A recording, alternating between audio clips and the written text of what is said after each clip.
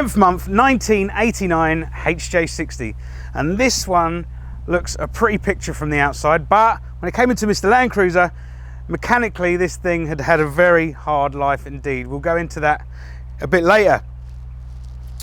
This is like the metallic beige, or it's like a champagne colour. Very original. It's had a tickle in its times, definitely had a bit of paintwork. The flares as well have also had a bit of a touch up, but they are supposed to be black, but you can see some quite obvious repairs here and there. Up the front we've got, you know, the obligatory bull bar on the front there, with some big spotties there for lighting up the road when you're touring. UHF area up the front. And the wheels on this thing, we've just got the D-shaped sun raisers. Now, he's got 285 75/16s on here. These are the Falcon Wild Peak all-terrains. I've heard some really good things about these. They're really quiet. They seem to last quite a long time. So, really good tyre to have on this. So, other than that, it's pretty stock standard on the outside. Perhaps we've got some tinting and a snorkel. We've got a factory rear bumper at the back there. But the cool stuff really starts to, or cool, and I haven't seen it before, goes on under the bonnet. So let's go under the bonnet and just check out what's going on there. So immediately you see a lot of shiny pipework. Now, I've seen 60s with front mount intercoolers like this one. You've got a little just up the front here, and the pipework's really nice. But we've got a high mount turbo here, and this is actually a CT20.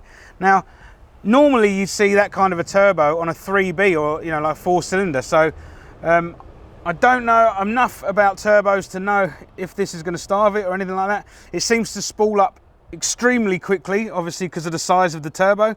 I don't know how it's going to go right up at the top when you're cruising at speed, but look, for all intents and purposes it goes really well, and it's got a really good note to it. So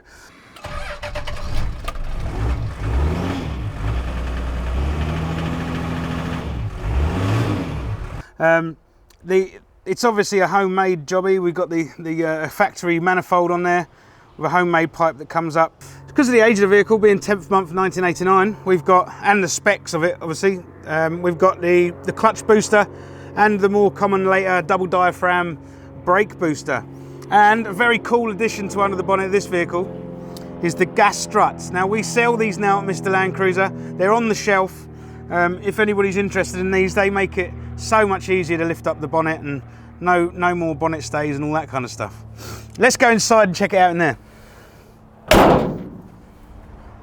So in here, it's pretty stock standard. There's nothing really to write home about. You've got all your usual stuff, the trim codes, the in brown. So we've got the, you know, brown dash, all that kind of stuff. And one of the things that was in here in Mr. Landcruiser 4 is the electric windows were not working at all. Now, it had a grey old window switch pack, and that was just, it had all fallen to pieces inside. Nothing was working. Even the windows individually weren't working. So what we've done, we've managed to get hold of a grey one. Now, these are for the American market, so you just have to flip them over because they're supposed to go on the passenger side door, you know, the left-hand drive cars. So flipped it over so it works. Just modified the door card slightly, and that fits in there great and works all the windows again. Now, you know, it's pretty clean, to be honest, in here. You know, the roof lining is great, the seats are great, there's no rips in anything. Really good example, and Mark's got big plans for this, so yeah, moving forward it's going to be awesome. I don't know about the gauges held down through the dash mat with some cable ties, but I suppose they do the job. Right, now, why was this HJ60 in at Mr. Landcruiser? Well, look, we do the 3-hour reports. We go right through them for people that have just acquired them.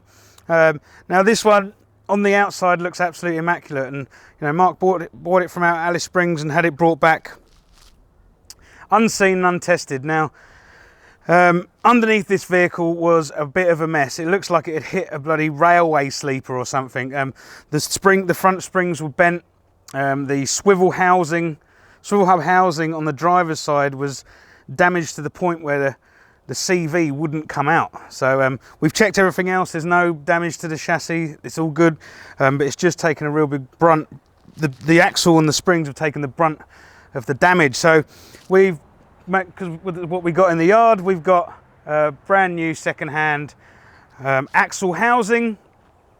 We got some new springs on there, and we've put it all back together, painted it up, cleaned it and that.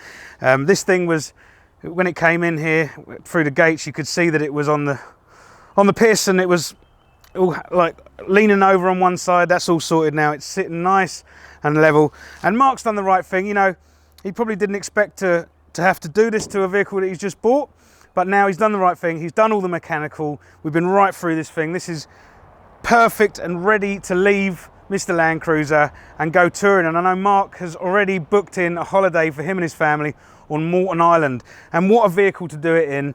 10th month, 1989 HJ60.